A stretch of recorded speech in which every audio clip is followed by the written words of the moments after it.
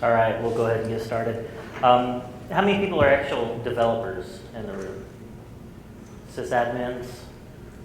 No sysadmin? One sysadmin. Is that you? Did you raise your hand for sysadmin or developer? Okay, no sysadmins.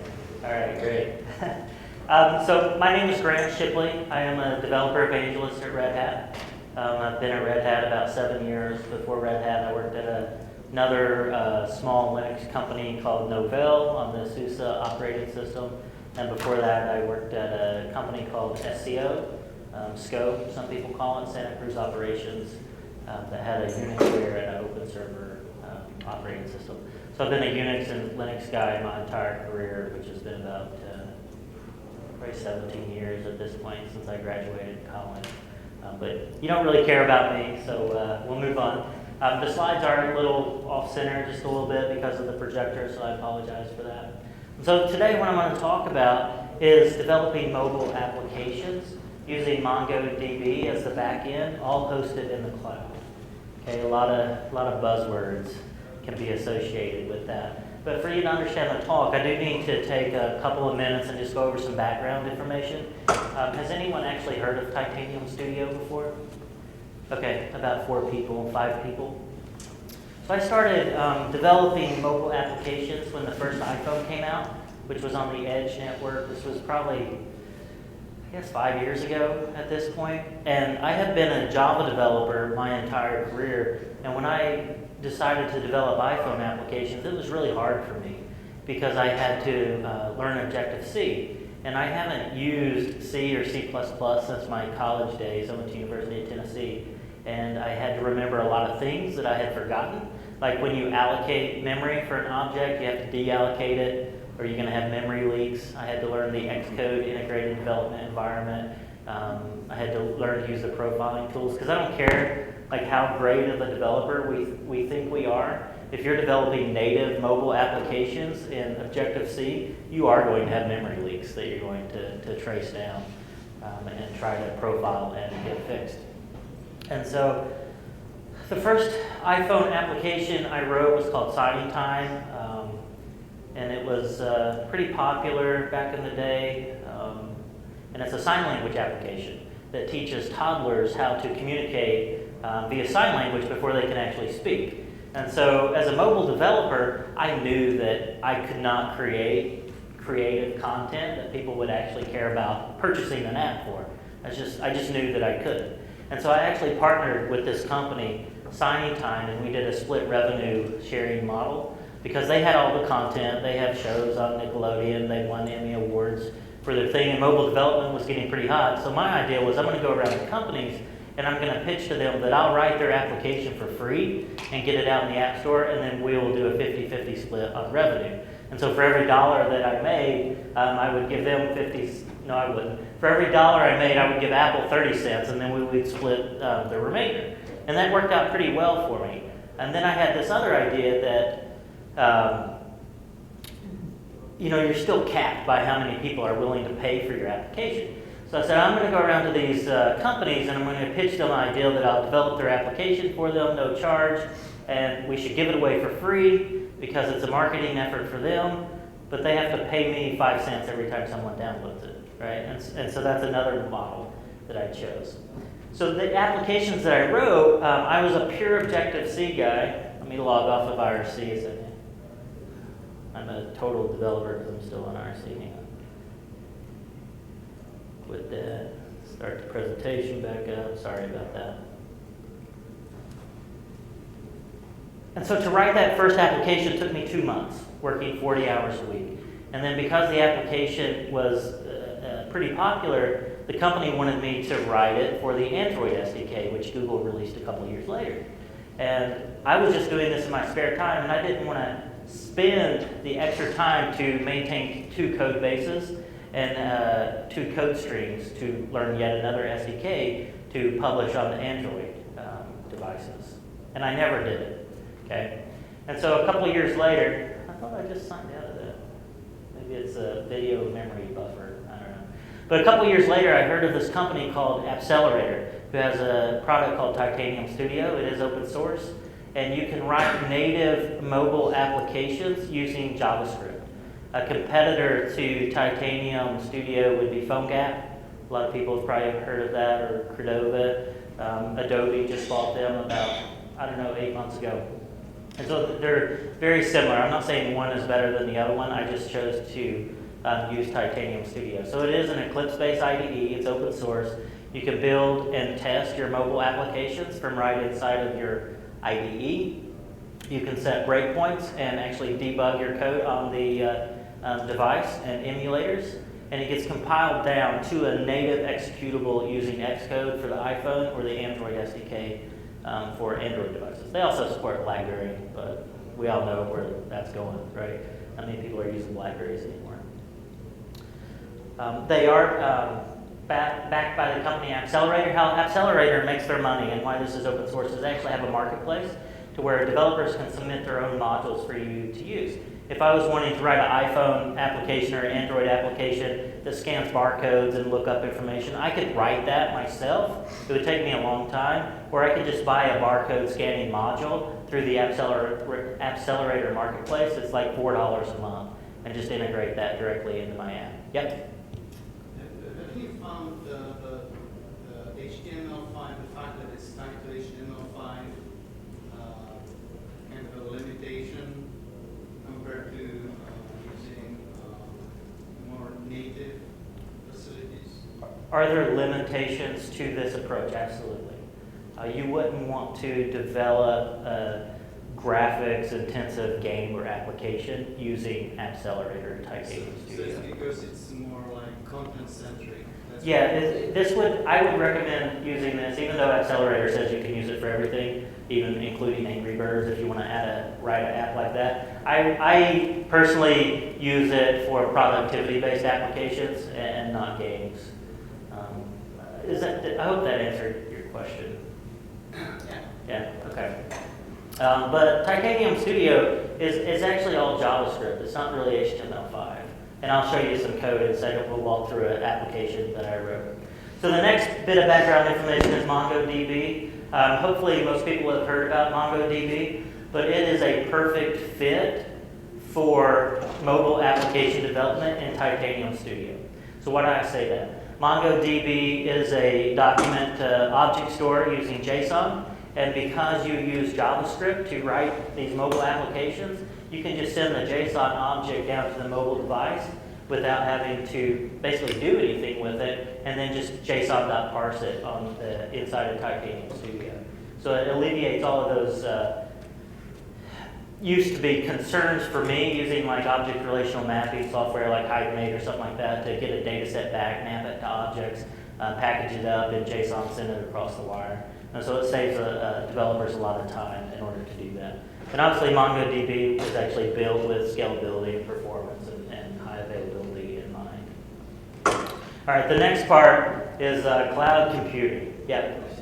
So I assume this is a huge benefit, but is it really a good practice to actually have your data entities to actually get all the way exposed to the API? Because a lot of data might be very internal to your system and you do not want to expose it. So you probably need a mapping there always, right? Yeah, sure. When I was talking about mapping later, I was talking more of like mapping result sets from like a traditional relational database into objects and then passing that across the wire. But yeah, you're right. Like if you have a huge document, and depending on how you have your data schema, for lack of a better word, defined, yeah, I said for lack of a better word, you may want to do some modifications to the JSON document before you pass it back. Absolutely. All right, the next part is cloud computing. So everyone's heard of cloud computing, right? We all sit in our cubes all day long. Our manager, our CIO comes by and says, cloud, cloud, cloud, cloud, cloud, cloud, cloud. We have to move everything to the cloud. We got to move to the cloud yesterday. It's the future. Why aren't we there yet? And there's all these promises around cloud computing, and it's all just a bunch of BS. It's all just a bunch of hype, right? But there's some very real benefits of using cloud computing. So cloud computing is not going to solve all these problems. It's not going to save the world. It's not going to fix your terrible code or my terrible code. And hopefully you guys have seen this commercial by a popular vendor where there's a family sitting around looking at vacation photos, and they're not very great photos, and the wife says, to the cloud, and suddenly the cloud fixes these vacation photos, right? So, there's a lot of promise behind the cloud, and it reminds me of the Gartner hype cycle. Has anyone seen this before? So, the Gartner hype cycle is a graph for any new technology that comes out.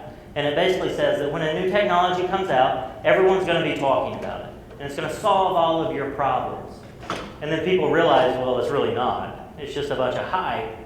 But over time, they start to see some real benefits to it. And then the second curve is where people actually start adopting it. We went through this as an industry not too long ago with virtualization. Everything we heard about and read about as an industry was virtualization. We're only getting 50% server utilization. We got to get up to 100% for whatever reason. So virtualization, virtualization, virtualization. That's all we heard about. And today, we don't really talk about it that much because we're basically all using it, right? Most data centers are virtualized. Amazon EC2 is a virtualized environment. We're using virtualization even on our desktop to take snapshots of our development environments, things like that. And every technology goes through this, and this is what cloud is going through right now. It's at the top of the hype cycle, in my opinion. But there's actually 3 parts to cloud computing. So if someone comes up to you and starts talking about cloud computing, unless they're talking about one of these 3 areas, they have no idea what they're talking about, in my opinion. And the 3 areas are infrastructure as a service, platform as a service, and software as a service. So the first piece is infrastructure as a service. The most famous infrastructure as a service is Amazon EC2. Has everyone heard of it? Anyone not heard of Amazon EC2? Okay. So Amazon EC2 is probably at the far right because it seems half the internet is using Amazon EC2 today. When they have an outage like they did a month ago in their US East availability zone, probably an hour went by and my cell phone rang and it was my wife. She was like, I think you forgot to pay the cable modem bill. I can't get on Pinterest. I'm like, what? I didn't forget to pay the cable modem bill. What are you talking about? And then my son calls me when he gets home from school and says, hey, Dad, I think you messed up the computer. I'm like, what are you talking about? He's like, I can't get on Netflix. I can't watch Netflix. And so we are, as an industry, almost dependent on Amazon EC2 and infrastructure as a service today. A lot of the big players, Netflix included, Heroku, a lot of people are on EC2 today. And we can say whether that's good or bad. Amazon, at this point, probably has more control over the internet than we ever thought any government could possibly have, right? They basically own a good portion of it. And so there's some open source projects that we should look at as an industry and some competitors. Google just announced their Google Compute Engine. VMware just announced an infrastructure as a service as well. And then in the open source world, we have OpenStack, Eucalyptus, CloudStack. So there are some alternatives. You just have to look and see what best fits your needs. Did you guys see they just announced Glacier yesterday? That is really cool stuff. So Glacier, not to sidetrack too much, and this is not a cloud talk, I'll skip on a second, but Glacier, they're basically allowing people to store long-term data or backups or whatever data, similar to S3, data objects. A gig, it costs 1 cent, 1 penny per month to store, right? How much is S3? S3 is quite a bit more expensive. I don't know the numbers off the top of my head, but I know I pay about, I think it's like $21 a year for my S3 storage, and it's like 2 or 3 gigs just that I back up my pictures on. Maybe it's 5. And I could do the same thing with Glacier for like, I think less than $1 per year, right? And it's redundant. And so there's some really cool stuff going on with that. Sorry to sidetrack on that. So that's infrastructure service. At the very top is software as a service. Real quick, this is when you have no control over the infrastructure or the applications. The most popular ones are Google applications like Gmail, Google Maps, that's software as a service. For businesses, it's Salesforce.com. How many people are using Salesforce.com or want to admit they're using Salesforce.com? Really? Are you guys just kidding me? They own like 99% of sales automation tools. But that's a popular one. And then the next one is platform as a service. That's what we're going to be using today. And it sits in between infrastructure as a service and software as a service. You don't have to manage the servers or the operating system. You just have to deploy your code out. And there's a lot of benefits for mobile development with a platform as a service, because as we develop new mobile applications, we don't know if our application is even going to be downloaded or if it's going to be very popular. And so with platform as a service, you can actually auto-scale your application. And so if it does get wildly popular, you'll be able to scale as it increases in popularity. So we're going to be using OpenShift today, which is actually the open source project that I work on. It is a part of Red Hat. I'm a Red Hat employee. It is an open source community project though. So with OpenShift, it is fast because we actually do run on EC2 as our infrastructure. It is free. We don't charge for it. So what do I mean when I say free? The source code is free. You can download it. And to use the service is free, including the infrastructure behind it, EC2. So basically when you sign up, we let everyone get 3 free servers, 3 servers in EC2, 512 megs of RAM, and a gig of disk space each. So it's in between an Amazon micro instance and an Amazon small instance. We don't monitor or meter bandwidth or anything like that. And the reason we do it is just to foster open source development and to help startups get created. Okay, and it'll be free forever. We're committed to that. There's no like bait and switch that we're going to start charging later or anything like that. It will be free. So it is fast deployments, and we'll do that today. We'll spin up some servers for our mobile application that we're going to work on, and create an auto-scalable application. So what can you write your backends in? Pretty much everything. The only language we don't support is .NET for obvious reasons, because we run on Red Hat Enterprise Linux. I guess you could get Mono to work, but we haven't put any time or effort into that. So all the big players in town like Java, PHP, Ruby, Python, Perl, Node.js works out of the box. We support all the frameworks on top of that. For databases, we are huge partners with Tengen, MongoDB. We feel like we have a great place for people to try out MongoDB, get it all up and running, instead of having to download it, install it yourself, download drivers for your language and get everything set up. And we can spin up some Mongo databases as well today. So when we were developing this, and it's been around for about 8 or 9 months now, we wanted to create an environment for developers so that they can work the way they want to work without having to worry about system management and configuration. So we do have plugins for your IDE. We have REST-based APIs. We work with a lot of the public cloud IDEs like Cloud9. Have you guys heard of Cloud9? C9.io? You should check that out. It's really cool. They actually use OpenShift for all of their backend services as well. If you spin up application in Cloud9 to use their IDE, you're actually using OpenShift without knowing it. We have command line tools. You can have shell access into the servers, and we do everything via Git. All right, I'm almost done with the marketing slides, I promise. I hate marketing slides. MongoDB is actually really good on OpenShift. We get the largest free MongoDB instances out there. You can create these, and we have Mongo 2.0. We don't support 2.2 yet, but when that's GA, we'll support that. You can take snapshots of your database. You can do log telling. We have RockMongo. Have you guys used RockMongo before? It's like a PHP MyAdmin type administration web tool to administer Mongo databases. It's written in PHP. We obviously allow you to use Mongo Shell, and we tie in directly with Tengen and their MMS support. So if you want to monitor your database, you just say you do, and then you can log into their MMS dashboard and look and see how your MongoDB is going. So like I said, OpenShift is completely free. It's open source. If you want to sign up for it, you can. Just go to OpenShift.com. I did create a promo code if you want to use it. It's NoSQL now. And if everyone stops by the booth that I'll be at, I'll give everyone a cool, let's see if I have one, a USB bottle opener flash drive, right? I think I'm right. Hang on. And this will make a lot of sense to you when I show you the app we're going to talk about.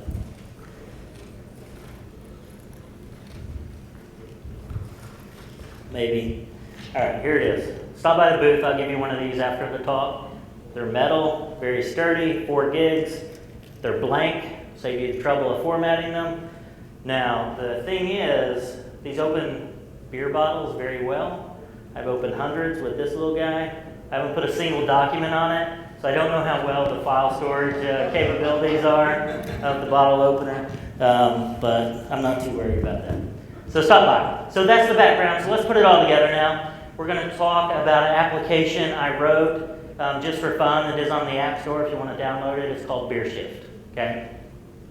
The reason I wrote BeerShift is I was going to Belgium, I guess about 4 months ago, and I enjoy drinking beer. Obviously, if you can't tell by looking at me, I probably drink a little too much, and I didn't want to look like a tourist over in Belgium going into a pub, ordering a beer, and having no idea what I was ordering.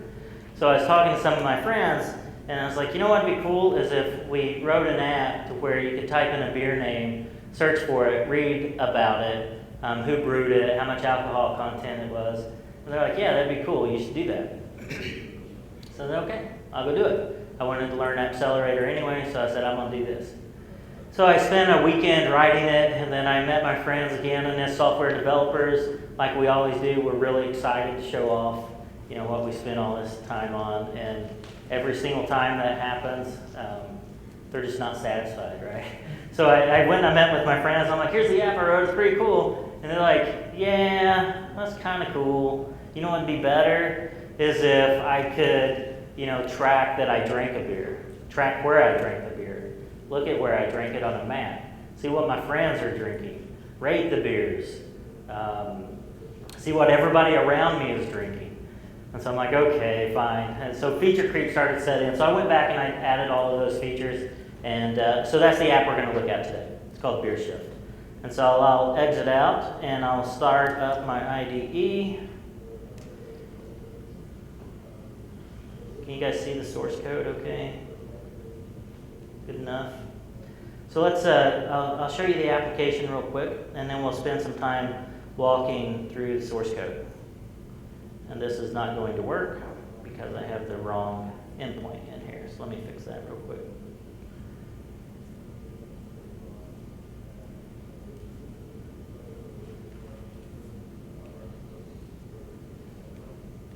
Let me reset my device because it caches the endpoint.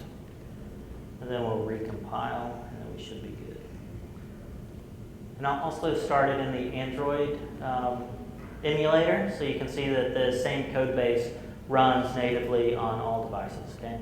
The Android simulator or emulator does take a bit longer to get started on my machine, so we'll come back for that. Okay.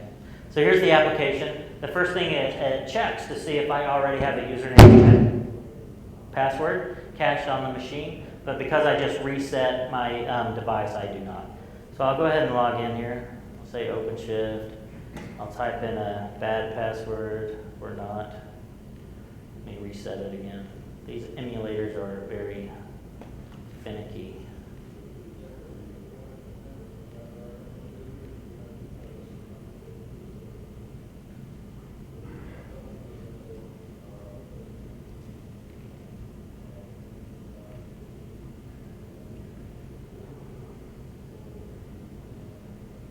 Oh, I have the wrong endpoint again. Sorry. I switch my servers around so much when I'm coding, so 1 second. And I promise we'll be good to go.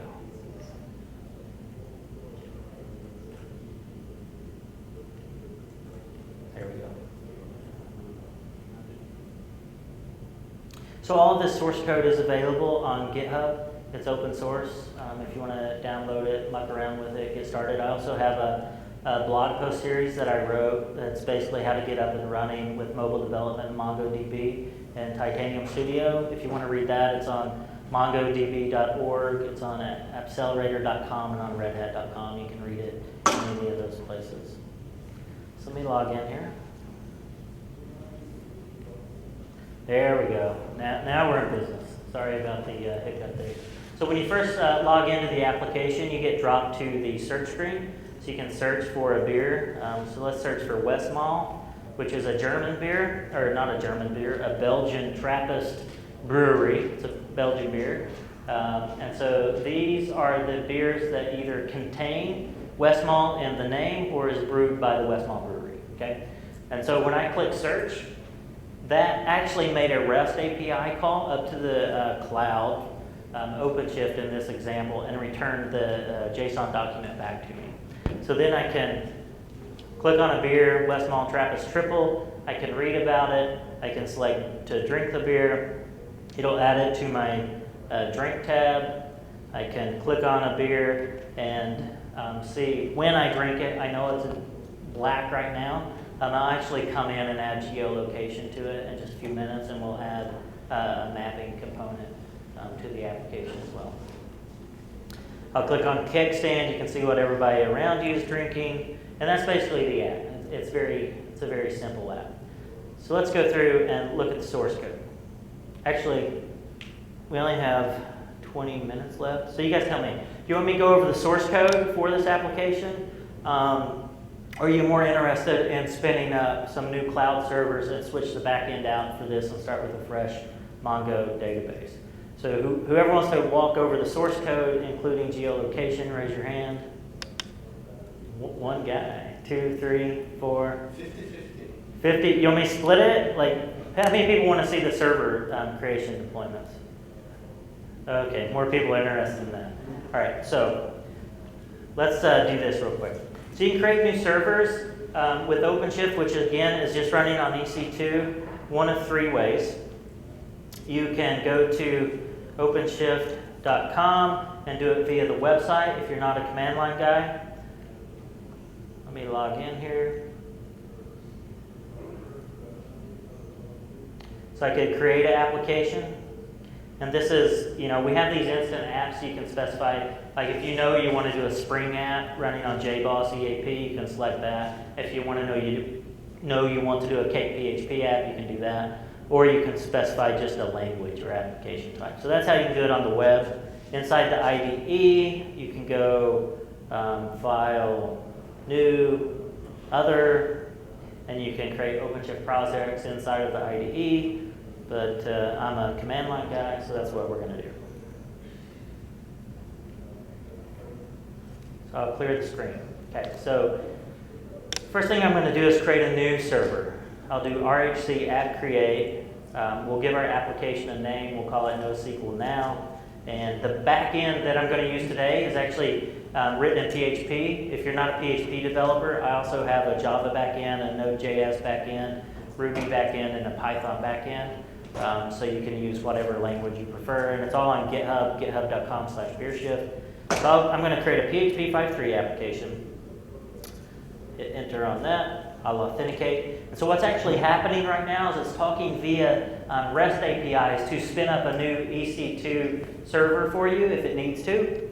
And it's going to create a user account for you on that EC2 server. It's going to install or configure the SE Linux policies and Linux control groups. That's what we use to give you quota and tie your processes and threads to a specific amount of memory or a specific number of CPU cycles. It's going to ensure that Apache ModPHP is installed. All the latest Red Hat Enterprise Linux 6 security errata updates have been applied. It's going to set up a private Git repository for you on the actual remote server, and it's going to propagate DNS out worldwide. So your application and server will be available instantly to the entire world. And normally that takes about 30 seconds. So we'll give it just a second. Okay, that's done, right? So we now have a new server spun up in the cloud. Where is your username here? I can see you specified only password. Is your username NoSQL now or? No, my username, if I go into my home directory, into the .OpenShift directory, I have an express.conf file, and I set my default username. Okay, so here we Yeah, and so we check for this config file. If it's there, you don't have to pass it in, otherwise you do. So NoSQL now was the name of the application we created. Do you have to type the password each time? Yes. For app creation, you do. Yeah, there's some ways around it, but we don't recommend people doing that. But yeah, there are some ways around it where you can pass in -p on the command line and just set it as an environment variable or something like that. So there is no way to do something like key authentication? We do use SSH keys for authentication as well. We do two different types of authentication. And I'll show you that. We'll SSH into the box in just a second. So here's my application we just created. And this is going to be just a stock application at the beginning. NoSQL now-onpaths.rhcloud.com. You can pull this up if you want to and see that it is a real application deployed out on the cloud, out on the internet. So now we have our stock application up. That doesn't do us much good. We want to actually take our existing source code for the REST-based web services that we developed for our backend and replace this application with it. So what I'm going to do, excuse me. Question. Yes. I already have some code and I will run on some Python in one of here. I can just pull that. Yes, and it'll be this exact same process. Because I have my source code already out here, and we just created a new server with this stock template source code. So what I'm going to do is we've created our app. Instead of beer shift, we called it NoSQL now. So the next thing we want to do is add MongoDB to our application. So I'll do that real quick. And to add a database to your application, you can do RHC app cartridge add. Pass in the cartridge name, which is MongoDB 2.0, and the app name, which is NoSQL now. And again, you can do all of this from inside the IDE and the web browser just by clicking a few buttons. I'm just a command line junkie, I guess. What did I type wrong? I spelled cartridge wrong. Yeah.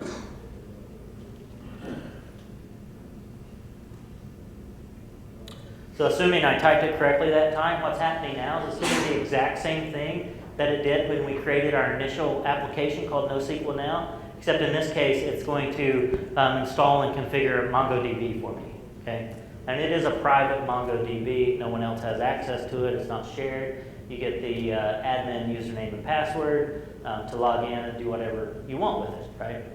And so that's done now. Now we have a MongoDB server up and running. And here's my root user, root password. It created a default database for us, but you can obviously create any database you want. And here's the connection URL for it. So now that we have the database created, let's pull our source code in. Yeah? Change the root password, but to do some other UI. Just how you would normally do it through Mongo Shell or whatever. Yeah. So can you control how many secondaries, also, or how many hosts get created, or how many processes? I couldn't hear you. Can you control how many processes are running, like number of secondaries? Not today. We are working, like today, with this implementation, this is single server. We don't support shards or replica sets yet. It is coming very soon. It will also be free. If you want to do a 3-node, I don't know why you'd want to shard a 3-node, but you could, right? Up to 3 servers is free. Yeah. What do you mean free? So there's no cost for hosting? I'll show you what free means. To use this, all you have to do is come over to OpenShift.com, click on sign up, and enter in an email address and password. Like, we don't even ask for your first name, don't ask for your dog's name, your cat's name, what kind of car you drive. We really don't care. And we provide everything for free, including the EC2 infrastructure on the back end. Can you change the main name? Yes. Yep. We do support people using their own domain names. So if you have mySuperAwesomeApp.com, you can absolutely use that for your application. So where do you make money on this? Where do we make money? Yeah. We don't. When are you starting charging? It costs us, for each one of you that signs up, if you were using 3 servers, it costs us about $111 a month for the infrastructure to support it on the back end. Do we charge for this? No. Do we even have a way to accept credit cards? No. And this is typical of Red Hat's business model. We like to engage developers and get them excited about open source tools and technologies, so we've provided a great platform for developers to do that with the hopes that they will fall in love with how easy it is to spin up servers and want to do the same thing at their day job in their company, right? And then they'll come to Red Hat and say, hey, you guys have this great cloud-hosted service called OpenShift. We want to run that internally in our own infrastructure, so that the IT operations team can set up 100 servers and say, okay, developers, just go do whatever you want to do and stop bugging us. So there will be services at that point. It'll be support. I mean, it is open source. You can download this and do it in your own infrastructure today. But large enterprises want to pay for, a throat to choke at the end of the day, and that's where we'll make our money. So there is no limitation on number of applications, or is No. it one per? On the free hosted, you get 3 servers. Number of applications really depends. Like, there's no segmentation or context in a lot of languages. Like, if you're doing PHP, you can throw as many applications out there as you want. If you're doing Java, I guess you could, but Java is more like context oriented, and so you'd have to know JBoss pretty well to set up the different contexts for your war files or your files. But yeah, there's no limit to that. But anyway, it's just email address and password to sign up. All right, so let's pull the source code down for BeerShift. Let me go back to github.com/BeerShift. BeerShift Web is the PHP one. There's also a jQuery and PhoneGap version of this app if you just hate Titanium Studio. I've written a jQuery one, the Java API, Ruby API, and all that. So let's pull this one down. So far we have created the application, we've added MongoDB, so let's pull the source code down. So all I'm doing is, with the first command, I'm saying add a remote source code repository, and then on the second command, I'm saying now take whatever is in that repository and overwrite what I have locally. Okay, so that's all I'm doing, is pulling down the source code. It's going to pull that down. And so one key thing about OpenShift, it is completely non-proprietary. We do not have any proprietary APIs at all. So if you have existing source code, it'll run as it is. You don't have to change it. We don't have a specific API to talk to a data store like some other companies do. We're just stock open source databases, stock open source languages and frameworks. So let me add a merge here. So now I have the source code locally. Now to push it up to my OpenShift server, all I have to type is git push. If you're not familiar with Git, it's kind of like a subversion commit. I'm just taking those changes I have locally and pushing them up to my repository. So that's done. We're waiting for my application to restart.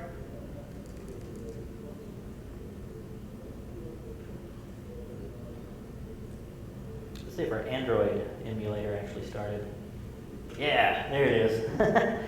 So this is the same source code running on the Android device. And notice it does look a little different. On the iPhone device, the tabs are at the bottom. On Android, they're at the top. And I don't have an Android phone myself. I don't know if that's normal for Android applications to have tabs at the top. But I assume that's why they did it that way. So this is not on Android market? It is not. I guess I should put it out there. Yeah, there's no reason why I couldn't. Yeah. It costs like $50 to set up an account. Oh, does it? Yeah. Maybe I'm too cheap for that. No, I'll probably add it. But again, it's just a fun app just for people to learn how to do mobile development with MongoDB backends and stuff. And then everyone's welcome to work on it. I have a lot of contributors that's sent in various source code patches and things like that, and translations, because the app is localized in different languages. Okay, so our application code that we committed has been pushed up to our server. So let's hit our server again. It was called nosqlnow.jeanpaz.rhcloud.com. So you can see that templated website has been replaced with my PHP application. So let's take a look at the Mongo database on that thing. So I can actually SSH to my server that we just created. And this is where we do use SSH keys for authentication. I didn't have to type in a password for that. So I'm logged into my server running an EC2. I can type in Mongo. So now I'm running Mongo shell against the Mongo database we just created. I can use NoSQL Now, which is the database that we created. I think. I'd have to look at my source code. Let's see. Show DBs. Okay, so we have a NoSQL now, but what I want to do is switch the back end out for the mobile app, and then we'll look and see that it's using it. So I can use NoSQL now. I can do db.drink.find, nothing there. db.users.find, nothing there. So let's go back to our mobile app, and I'm just going to change the endpoint here to be NoSQL now-onpaths.rhcloud.com.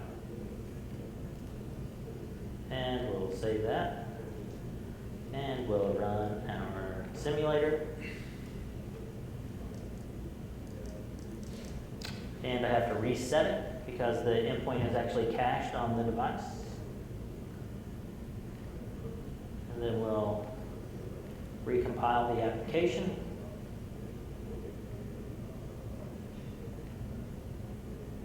And let's log in with NoSQL now. Password of test. We'll log in. We'll say that user doesn't exist yet. Do you want to create it? I'll say yes. So now if we come back over to our server, if we do db.users.find, excuse me, we should see that that user was created. So it is in fact using this. Now I know the password's not encrypted. That's intentional. On the production app it is encrypted, but just for testing purposes it's not, so people can see. So, you know, that's how quick it was, and I can do it in like a minute flat, right, if I wanted to create a server. So let me show you one other trick. I want to create a new application. All right, see app create, we'll call it Java test, and I'm going to create a JBoss AS7 application, and I'm going to add -s on the end. And so what -s does is it tells OpenShift that I want this application to be scalable. And so that changes the state of the application just a little bit. Instead of just creating a server, it's actually creating two right now. It's creating an HA proxy, a high availability proxy, and it's going to create my JBoss application server underneath that, and it's going to load balance just to that one node, right? And so when I add that -s, that's what happens, and then we actually look every 20 seconds at your number of concurrent HTTP requests. If you have more than 5 concurrent HTTP requests at any given time, we actually spin up a separate server for you, whether it's JBoss, Node.js, or whatever, and add it into the HA proxy load balancing, and we do session affinity to each server. And so, and then we recheck every 120 seconds, and we'll keep adding servers, or we'll remove them. And then we wait using session affinity or sticky sessions, some people call them, for the connections to bleed out, and then we actually remove it from the load balancing. And the Wi-Fi failed on me, but that's the difference between -s and just creating a normal application. So we have no, we don't have any time left. 2 minutes left. Any questions for 2 minutes? I'm sorry I didn't go over the source code. That's one of my favorite parts, but there's just not a lot of time in 45 minutes to go over a full mobile application. But the source code is on GitHub. If you're interested in looking at it more, like I said, there are blog posts, and OpenShift is completely free to use. Yes? So you said it's open source, that means I could deploy it on my own server. Yep. And, would that involve allocation of resources on EC2? No. If you want to run it on your own servers, you can use any infrastructure that you want. By default, we can even provide you a ISO image that runs on top of Fedora, and we use KVM for provisioning. But if you use VMware, or even if you just use bare metal or Rev or whatever the case is, we do not care what hypervisor or how you provision systems. We just care about having a Red Hat Linux distribution available for the system to use. And how you get to that point, it doesn't matter to us. So the part where you allocate DNS, that's not part of that? It is. We actually ship our own bind server with this to handle that. But if you have your own DNS, you would want to switch that out to use your real DNS server that you're running, or if you're paying for a DNS server. So I could use it on EC2. Yeah, absolutely. EC2. Yeah, and people are using it on EC2. We have AMIs, which is the Amazon image, available for people to use as well. Yeah. I don't know why, like, I would just use us because we're free as opposed to paying EC2, but unless you're doing large deployments. So if I wanted, how does it work if I wanted to use arbitrary domains? You mean domain names? Domain names. Yeah, I can show you real quick. So I have my personal blog, which doesn't have anything on it.